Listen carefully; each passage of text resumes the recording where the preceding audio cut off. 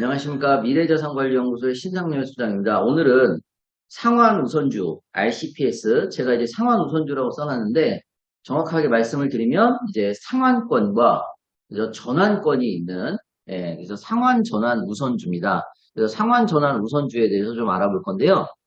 이 RCPS 투자가 보통 투자 유형별로 봤을 때,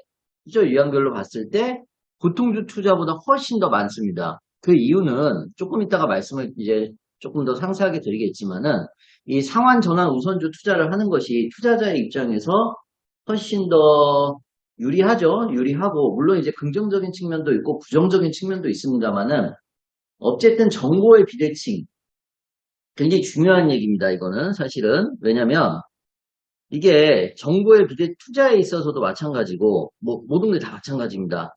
이 정보의 비대칭, 우리가 보험 가입할 때도 흔히 우리가 이런 얘기 하거든요. 정보의 비대칭.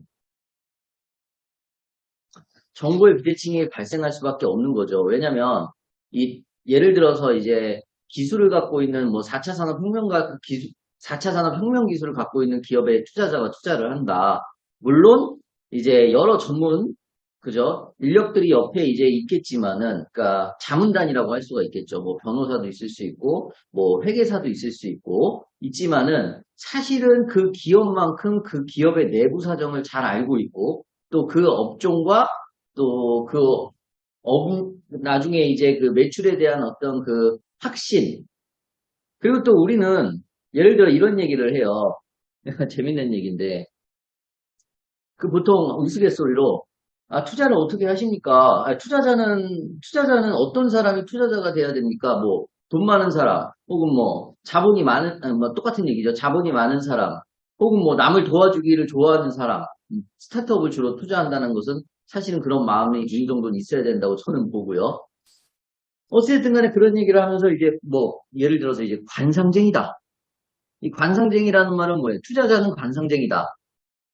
결국에는 알 수가 없다 이런 얘기예요. 사실은 기업 밸류를 측정하는 것이 뭐 현금 흐름법이라는 DCF를 통하든 뭐 상대가치법을 통하든 제가 조금 이따 다 말씀을 드리겠지만은 알 수가 없기 때문에 결국에는 관상쟁이다. 그럼 관상쟁이라는 말은 대표의 얼굴을 보고 대표를 보고서 투자한다 이런 얘기죠. 근데 그 또 뭐 아나요? 뭐 배우 같은 대표가 와가지고 겉으로는 우리 요즘에 많이 쓰는 표현으로 뭐 양두구육할 수도 있는 거고, 그죠? 예. 아무튼 예. 사자성어는 찾아보시기 바랍니다. 하도 뉴스에 나와가 뭐 예. 제가 예전에 또 국어 강의 뭐 하다 보니까 참 그 양두구육이라는 단어가 요즘에 그럴 때 쓰이는지 몰랐습니다. 어찌됐든 간에 관상쟁이다. 이 얘기는 뭐냐면 대표의 얼굴을 보고 투자한다. 결국에 가장 믿을 것은 대표의 얼굴이다. 왜? 기업 밸류를 측정할 때 사실은 알 수가 없는 거거든요. 뭐 나중에 이제 기업 밸류 측정에 대한 얘기를 다시 해드리겠지만 예. 무슨 얘기하다 여기까지 온 겁니까? 예, 아무튼 예, 오늘 9월 20일 오전 7시 18분인데 제 강의는 항상 저렇게 시간이 나와 있어요. 예. 그래서 제가 어디서 뭐 하는지 일거수일투족을 이제 그 알리기를 싫어하는데도 불구하고 뭐 어쩌다 보니까 저렇게 나옵니다. 뭐 가릴 수도 있지만 굳이 가릴 필요가 있나? 뭐 이런 생각도 드는 게 예, 이게 호흡하는 기분으로 이제 강의를 또 해야지 이게 혼자 뭐 골방에 들어박혀가지고 이거 찍으면 또 재미도 없어요, 사실은. 그래서 예, 호흡하는 기분으로 예, 시간도 써놓고 뭐 요즘에 돌아가는 시세도 얘기하고 예, 뭐 쓸데기 없는 농담도 섞기도 하고 하는데 자, 다시 본론으로 돌아가서 어쨌든 간에 정보의 비대칭성이 있을 수밖에 없죠. 그래서 기업 내부의 사정은 기업 내부가 제일 잘하는 것이고 예, 오판하면 안 됩니다. 내가 아무리 전문가라고 해서 투자를 많이 했다 그래서 그 기업의 내부의 사정을 알고 혹은 또 그 기업의 성장 가능성과 그 기술을 안다? 절대 안 됩니다. 왜냐면 저도 이제 많은 투자자들을 만나보고 그 다음에 또 대학에서 강의를 하시는 교수님들도 이제 제가 이제 R&D 사업계획서라든지 R&D 코칭하는 게 절대 몰라요. 왜냐면 자기 분야밖에 모르기 때문에 특히나 전문 분야에서 하시는 분들이기 때문에 그리고 또 많이 하시는 분들은 또 네 글자 오늘 사자성어 많이 나옵니다. 네 글자, 네 글자. 박학다식. 박학다식이 어떤 의미로는 좋은데 어떤 의미로는 박자가 얇을 박자예요. 얇게 많이 알아요. 그런 거 당연히 모르죠. 그러니까 이런 정보의 비대칭성이 발생할 수밖에 없습니다. 자, 오늘 핵심은 여기에 있어요, 사실은. 뭐 돌고 돌아왔지만, 이 정보의 비대칭성 때문에 보통주 투자보다는 이 RCPS 투자를 선호할 수밖에 없다는 얘기입니다. 이해되셨나요? 그래서 어떻게 보면은 이 RCPS가 정보의 비대칭성을 합리적으로 조정할 수 있는 투자 방법이다. 뭐 이렇게 투자 유형이다. 뭐 이렇게도 이야기할 수 있겠습니다. 네. 서론이 길었습니다. 한번 들어가 보시죠. 신규 투자 비용, 예, 이렇게 됩니다. 보시면은 보통주 투자가 상당히 이제 적죠. 예, 적은 비율을 차지하고 가장 이제 점점 이렇게 되고 있는 거예요. 50%에서 73%로 계속 올라가니까 실질적으로도 이 밸류에 대한 어떤 그 리스크 부담을 줄이기 위해서는 결국에는 상환 전환 우선주 투자를 할 수밖에 없는 쪽으로 가는 겁니다. 근데 우리나라만 그러느냐? 뭐 그런 것은 아니에요. 외국도 보통주 투자가 거의 없습니다. 그래서 상환전환 우선주 투자가 스타트업 기업을 특히나 투자할 때는 어떻게 보면은 합리적인 어떤 접점이 아니냐, 뭐 이렇게도 또 얘기를 할 수도 있는데 긍정적인 측면도 있고 어떻게 보면은 투자자의 어떤 그 보호를 위한 부분이 조금 강하다 보니까 이게 이제 실질적으로 올바른 투자냐? 아니면 이제 투자 후진국이 아니냐? 뭐 이렇게도 볼 수도 있는데 어찌됐든 간에 최근 5년간 VC 시장은 굉장히 커졌어요. 네, 투자 시장은 굉장히 커졌고요. 스타트업 시장은 굉장히 많이 발전을 했습니다. 자, 그러나 항상 동전의 양면처럼 앞면이 있고 뒷면이 있고 명이 있으면 남이 있다시피 긍정적인 측면만 있는 건 아니죠. 예, 10개 기업 중에 뭐 통계적으로 진짜 대박이 나는 기업들, 그 뭐 IPO, M&A까지 엑시트가 제대로 이루어진 기업들은 사실은 드물다고 보고요. 예, 제가 조금 이따가 이제 말씀을 드리겠지만 어찌됐든 간에 그런 면이 있고요. 또 지금 같은 경우에는 뭐 금리가 상당히 올라갔지 않습니까? 예, 금리가 뭐 올라가면 사실은 투자 시장은 그만큼 악화될 수밖에 없는 건데요. 금리가 올라가다 보니까 지금 뭐 위기가 아니냐라는 이제 지금 그리고 또 이제 5년 동안 급성장을 하다 보니까 뭐 코로나임에도 불구하고 성장을 계속해서 해왔어요. 네, 이거는 뭐 사실은 있을 수 없는 일이죠.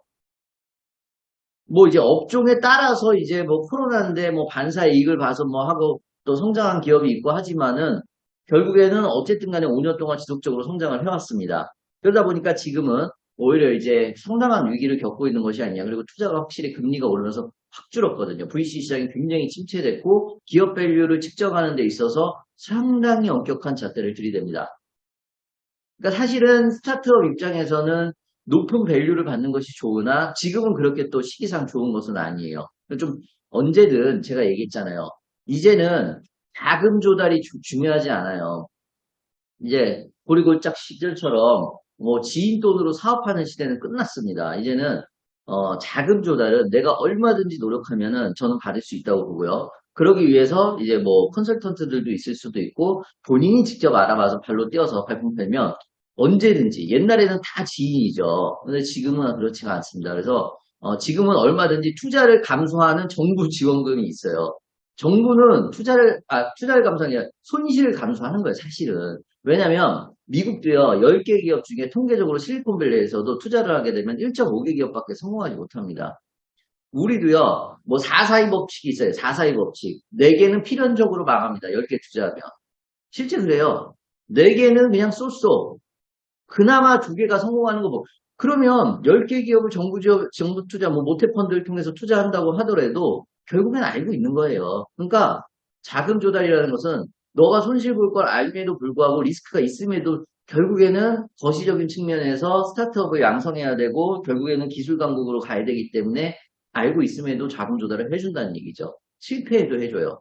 특히나 중진군 같은 경우에는 매출이 하나도 없고 뭐 인력 가지고만 인력과 그러니까 핵심 인력하고 그 다음에 기술 가지고만 해주고요. 그리고 대부분의 뭐 프리 A라든지 그 다음에 이제 그 전에 시드머니 같은 경우 엔젤 투자나 엑셀러레이터 투자 시가 들어갈 때는 매출이 없어요. 네, 물론 이제 있을 수도 있지만 매출이 없고 또 혼자 대표 혼자 있는 데도 많아요.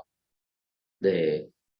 그런 시대가 지금은 됐기 때문에 자금 조달은 그렇게 어렵지 않습니다. 그럼 뭐가 중요하냐? 네트워크 인맥 이런 것도 중요하지만 저는 네트워크 인맥도 어느 순간에는 훨씬 더 데이터 기반의 빅데이터 기반의 어떤 그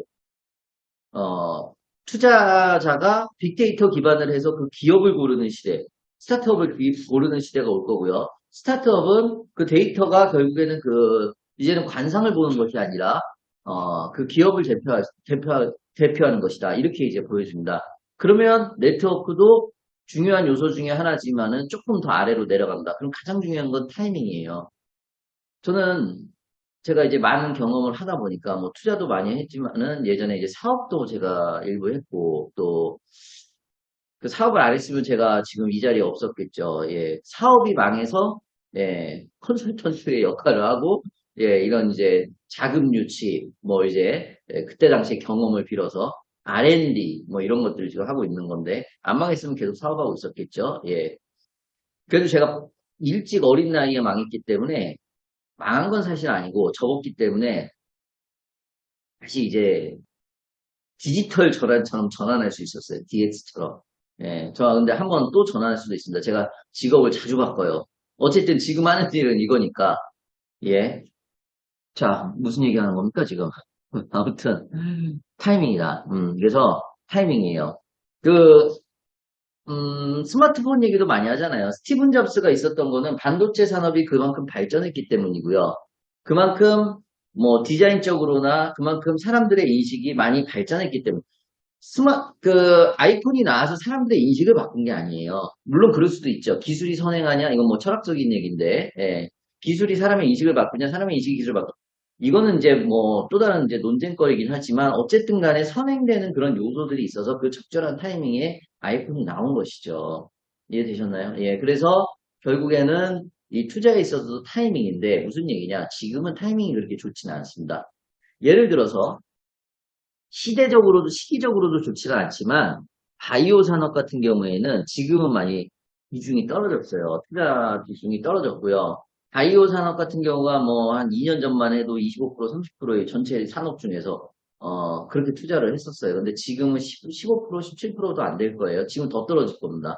왜냐면 바이오 산업에 대한 기대치가 그만큼 떨어졌거든요. 뭐 이런 얘기예요. 오히려 지금은 코로나 시대를 겪으면서 여행업들이 다 떨어졌잖아요. 뭐, 모두 투어, 그다음에 하나 투어. 근데, 여행업이라고 할 수는 애매하긴 하지만, 플랫폼이긴 하지만, 야놀자, 그 다음에, 뭐, 뭡니까? 여기 어때? 이런 데들은 계속 성장을 했거든요.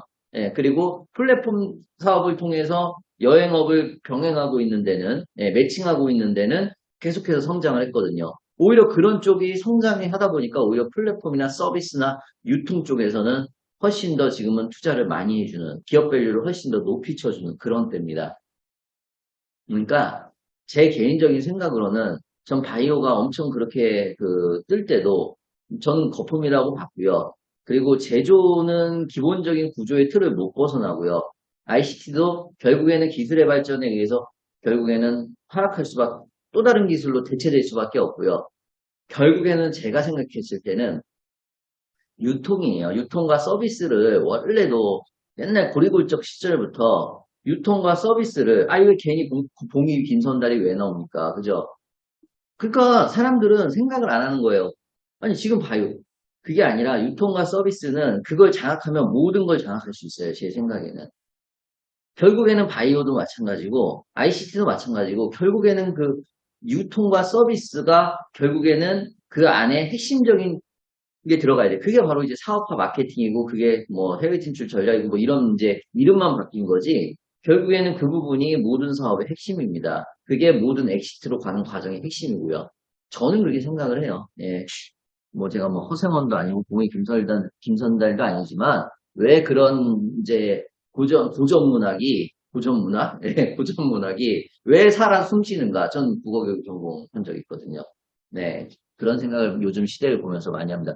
결국에는 서비스, 아니, 그게 몇천 년 전 얘기, 몇십 년 전, 몇백 년 전, 몇천 년 전, 말 그대로 뭐 실크로드 이런, 이제 그런 얘기인데, 그게 아직도 통용이 되잖아요. 시대가 아무리 바뀌어도. 결국에는 매출을 일으키기 위해서는 서비스와 유통의 기반이 돼야 된다는 얘기예요. 그게 사업화의 핵심이라는 얘기입니다. 뭔 얘기를 하고 있는 거예요, 지금. 아무튼, 뭐 이런 얘기라도 해야지 제가 강의하면서 재미가 있지 않겠습니까?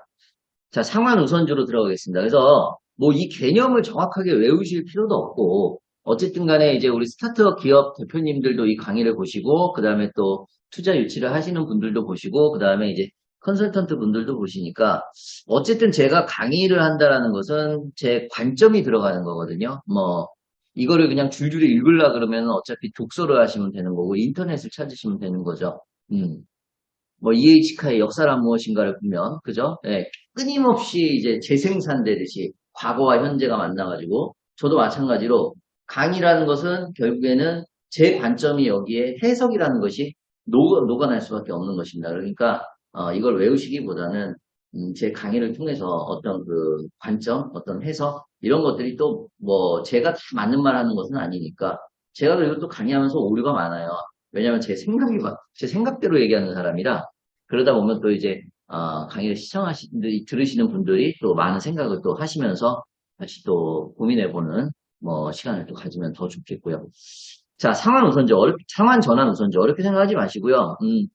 상환권이 있어요. 그리고 보통주로 전환할 수 있는 전환권이 있습니다. 뭐, 보통주로 전환하는 것은 뭐, 보통주로 전환해서 투자하면 되는 건데, 이제 그 상환권이라는 것이 결국에는 원할 때, 보통 이제 실무적으로는 뭐, 1년 이후, 뭐, 바로, 아니, 투자하고 나서 나 바로 돈 줘. 이럴 수는 없잖아요. 그러니까 2년, 뭐 실무적으로 2년 이후부터는 이제 투자자가 언제든지 투자금 상환을 요청할 수 있다. 이게 이제 상환권이고, 그러니까 어떻게 보면 투자자의 보호겠죠. 자, 예, 그래서 이 상환권과 전환권이 있는 거를 상환, 전환, 우선주다라고 이제 이야기할 수 있고요. 그래서 아까 제가 말씀드린 대로 기업의 밸류를, 그죠? 밸류를 어떻게 측정할 것이냐. 여기에 있어서 이 갭이 있다 보니까 그 갭을 어떻게 줄일 것이냐라고 했을 때 어떻게 보면 이 상환전환 우선주라는 것이 그것을 합리적으로 조정할 수 있는 것이 아니냐. 이렇게 이제 볼 수가 있다라는 얘기죠. 전 커피는 블랙만 마십니다. 그래서 가끔 이제 미팅을 가거나 그러면 밀크 커피를 주시는 분이 있는데, 전 그냥 한 잔도 안 먹습니다. 예. 어쨌든. 네. 그래서 정보의 비대칭을 합리적으로 조정한다. 합리적으로 조정하는 어떤 그 접점일 수 있다. 예. 이 밸류라는 것은 DCF라는 이제 회계사들이 쓰는 객관적인 현금 흐름의 현금 흐름에 의거한 이제 DCF 방법이라는 현금 흐름 할인법이라는 것을 통해서 기업 밸류를 측정할 수 있고요. 그 다음에 이제 상대가치법이라는 우리랑 비슷한 업종에 비슷한 규모의 비슷한 인력을 가진 회사의 밸류가 300억이야. 우리는 조금 더 핵심 인력이 더 나. 그리고 내가 조금 더 잘생겼어. 뭐 이러면 350억. 뭐 농담이고요. 네, 어쨌든 간에 이제 상대가치법, 그 다음에 이제 DCF 이렇게 할 수 있는데 둘 다 불완전하죠. 그리고 오히려 DCF는 그냥 이론적인 얘기고 이론적인 얘기라고 해서 그것이 필요 없다는 얘기는 아니지만 오히려 이제 실무적으로는 더 들어맞지 않을 수도 있는 부분이 있기 때문에 어찌됐든 간에 상대가치법을 쓰든 DCF를 쓰든 미래를 예측하는 거에서는 기본적으로 불확실할 수밖에 없다.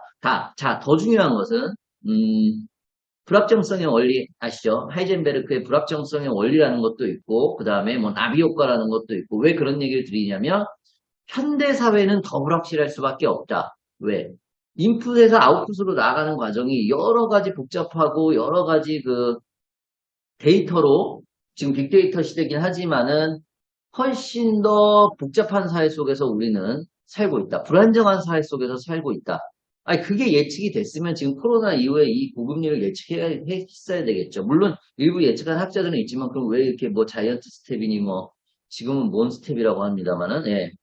그런 일을 왜 이런 식으로 그러면 그 전에 다 뺐어야죠. 왜 머리로 망치를 두들겨 맞은 마냥 이렇게 뉴스가 나오는지 전 모르겠습니다만은 그만큼 예측이 불가능하다는 얘기예요. 시기적으로나 뭐 이런 부분들이. 그러니까 당연히 미래의 기업 밸류를 아무리 DCF로 하든 상대가치법으로 하든 불안정하다는 것이죠. 그런 정보의 비대칭성을 합리적으로 조정하는 것이 바로 상환우선주의 수도 있다. 하지만 이게 상환우선주를 할 때 그 상환권을 행사를 해가지고 원금을 상환했을 때 원금만 받는 것이 아니라 여기에 이제 이자라는 것을 포함해서 받을 수가 있어요. 그럼 이자라는 것을 포함해서 받는데, 물론 이제 기업과 조율하기 나름이니까, 피투자 기업과 투자 기업이 조율하기 나름이지만은, 뭐, 7% 이렇게 한다, 8%. 그러니까 원금 플러스 7% 이렇게 한다 그러면은, 이거는 뭐, 지금 완전 고리대금이죠. 보통 우리가, 모태펀드가 투자했을 때 뭐, 내부 수익률, IRR이라고 할게요. IRR을 볼 때, 뭐 7% 하면 굉장한 투자했다고 얘기를 하거든요.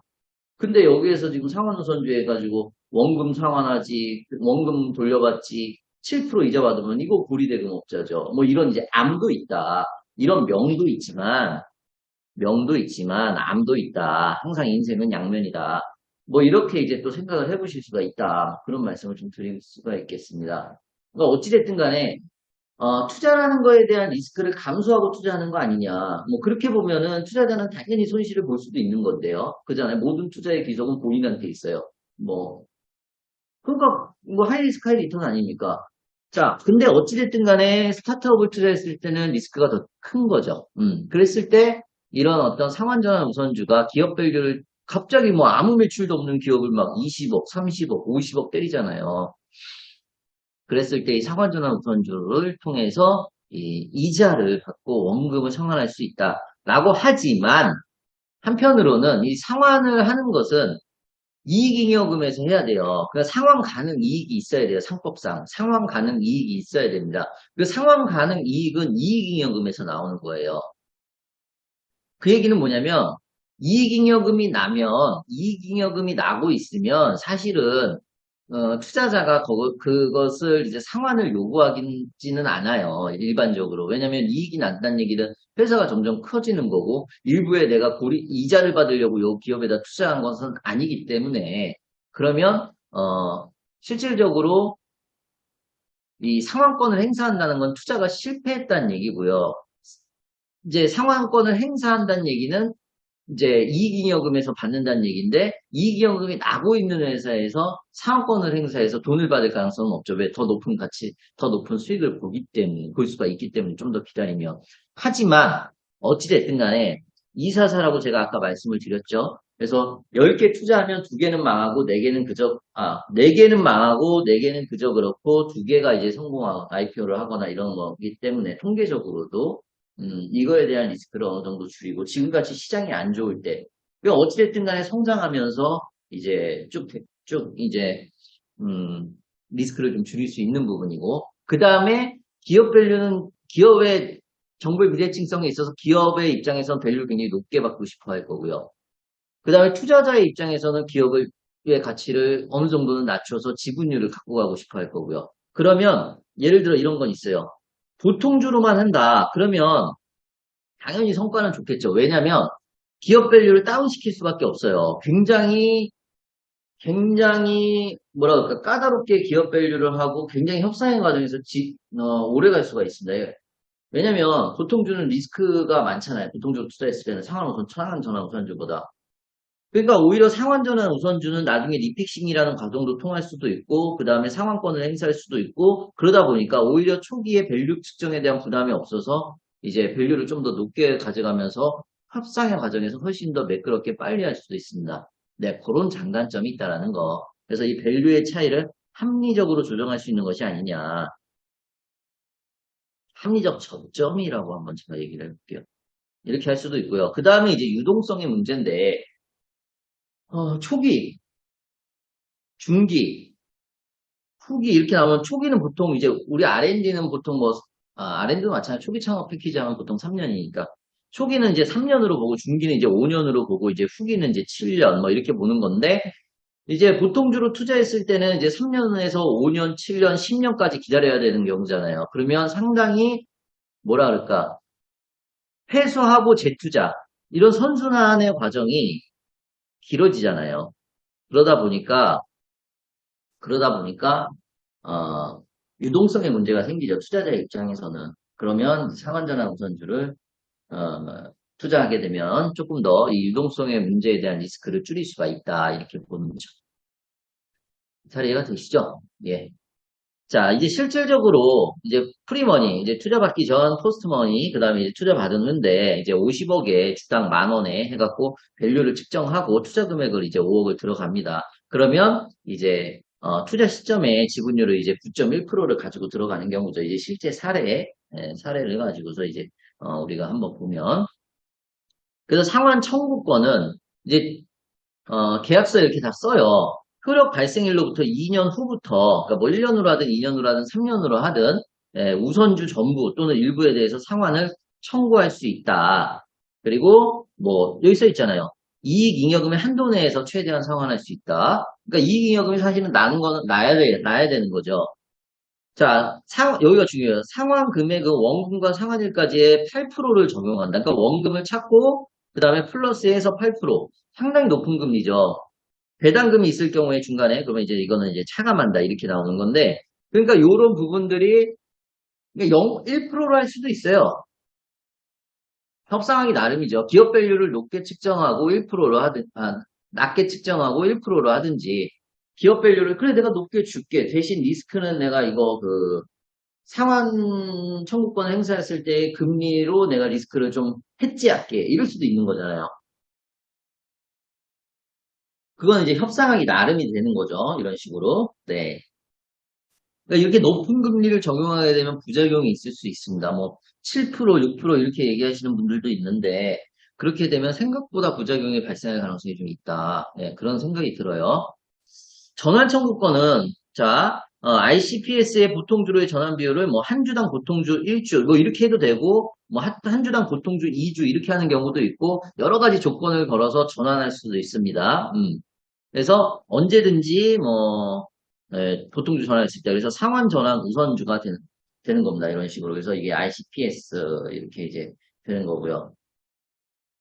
자, 이해가 좀 되시죠? 그 다음에 요 부분들 투자자금은 운전자금으로 쓰고요. 자, 요거는 이제 사실은 그 이해관계자 기업의 자의 단독 엑시트를 막는 이야기입니다. 보호하기 위한 저의 이제 과정이. 그래서 이런 것들이 다 이제 계약서에 들어갑니다. 사실 이제 이 표준 계약서, 모델링 샘플 같은 경우에는 시중에도 많이 있어요. 그리고 저한테도 많이 있고, 그래서 뭐 필요하신 분들은 개인적으로 연락을 주셔도 됩니다. 메일로 한 메일 좀 내세요. 2626이. 아니면 이제 제 전화번호는 공개되어 있으니까, 뭐, 전화는 제가 못 받을 가능성이 좀 있으니까, 뭐, 톡으로 주시든, 네, 하시면 언제든지 뭐 그런 것들은 보내드릴 수 있습니다. 저작권이 보호되지 않는 것들, 보호가 없는 것들은, 문제가 되지 않는 것들은 저는 뭐 그냥 다 보내드리는 편입니다. 네, 이게 무슨 얘기냐면 공동매도권. 그래서 이해관계인이 주식을 처분하고자 하는 경우 투자자는 이해관계인의 동일한 조건에 따라서 이 처분에 참여할 수 있는 권리를 가진다. 그래서 혼자 못한다. 그래서 만약 너가 처분할 거면 나도 동일한 어떤 조건에 의해서 처분할 수 있는데 내가 이제 뭐 10% 아까 9.01%였잖아요. 예, 지분 비율에 따라서 혹은 너가 처분할 거면 내 거부터 이렇게 둘로 이제 나눌 수가 있다. 이건 이제 계약 사항에 따라서 다르다 이런 얘기죠. 네가 처분할 거면 내 거부터 처분하고 해. 뭐 이런 거죠. 예. 사전 동의권. 이해관계인이 주식을 처분하고자 하는 경우 투자자에게 통지를 하고서 투자자의 동의하에 처분을 하셔야 된다라는 거고 우선 매수권. 이해관계인이 주식을 처분하고자 하는 경우 같은 조건으로 이제 매수할 수 있는 권리다라고 해서 이제 세 가지가 같이 그 투자자의 단독 엑시트를 방지하는 이런 것들이 되겠습니다. 그래서 실질적으로 이렇게 쭉 상환 청구권이 어떻게 계약서에 작성이 되는지, 전환 청구권이 어떻게 작성이 되는지를 요약을 해본 거고요. 그 다음에 투자자의 보호 측면에서, 그 다음에 투자 자금의 사용 측면에서 이렇게 살펴봤습니다. 좀 정리를 이제 좀 해보는 시간을 갖겠습니다. 상환 이자율. 상환 이자율은 만약 상환권을 행사하게 된 경우에 원금의 몇 프로 이자율을 가산하여 상환할지를 정하는 것이고, 상환 전환 우선주의 상환을 요청하는 경우에는 사실은 이제 실패한 투자죠. 왜냐면 근데 이게 금리가 너무 높으면, 이자가 너무 높으면 막 7%, 8%막 이렇게 되면 사실은 실패한 투자도 아닌데 어쨌든 간에 이게 있어야 돼요. 예, 이익잉여금이 있어야 되니까. 그죠? 이익잉여금이 없겠죠? 아무튼, 예.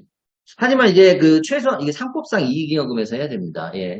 하지만 최소한의 투자 수익을 거두기 위한 장치로서 지금같이 시기가 어렵고 결국에는 ICPS의 투자로 결국에는 비중이 70%까지 늘어났고 결국엔 계속적으로 늘어날 수밖에 없고 지금 같은 시기 지금은 벤처 시장이 확 가라앉았을 때이기 때문에 지금 같은 시기에는 ICPS 투자가 있을 수밖에 없습니다. 협상을 통해서 얼마든지 금리라든지 뭐 기간이라든지 이런 것들은 조절이 당연히 가능한 것이고요. 그리고 실무적으로 뭐 2년, 3년 이후부터 설정이 가능합니다. 그래서 이게 이제 상환 이자율이 되는 것이고.